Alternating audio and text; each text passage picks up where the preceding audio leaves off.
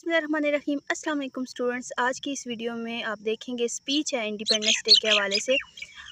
उसकी आगाज़ करते हैं हम इस जुमले से कि माओं की दुआ पूरी हुई और हमें इतनी प्यारी दुनिया में घर मिल गया। इस अज़ीमुशान मुमलिकत का यौम आज़ादी मुबारक। चमक रहा है वो जहां में मेरे फ़न की तरह, नहीं है कोई भी वतन मेरे वतन की तरह। जनाब सदर, मेरा वतन जिसकी ज़मीं फूलों और चाँद की मानिंद है, जिसकी खेतों की मिट्टी में लालो यमन है, जिसके शहरों में कुरान का साया है, जिसकी सरहदों पर ईमान का पहरा है, जिसके फ़ौजी जवान जुर्रतों के निशां हैं।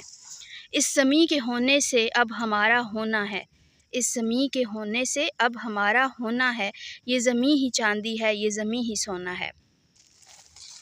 हाज़रीन, हज़ारों फूलों से चेहरे झुलस के राख हुए, भरी बहार में इस तरह अपना बाग जला।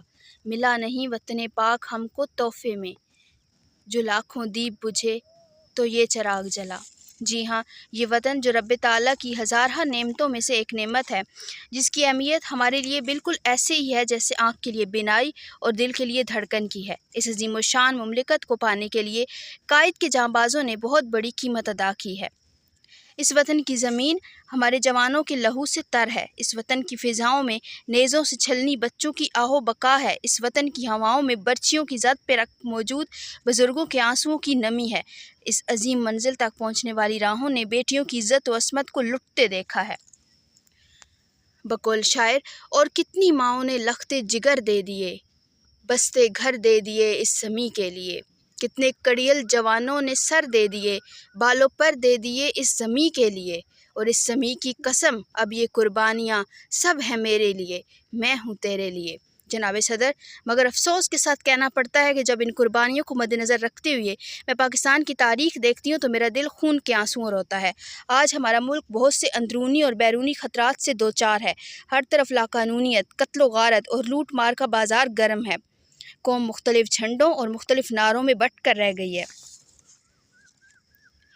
आज के इस नाजुक मोड़ पर हम सब पर अपना एहतसाब लाजिम है, क्योंकि हम ये शिकवा कुनाह तो रहते हैं कि पाकिस्तान ने हमें क्या दिया, मगर कभी किसी ने ये सोचा हमने पाकिस्तान को क्या दिया, सिवाय दहशत, खौफ, झगड़ा, फसाद, बेतरतीबी, बदअमनी और कानून की खिलाफ वर्जी के।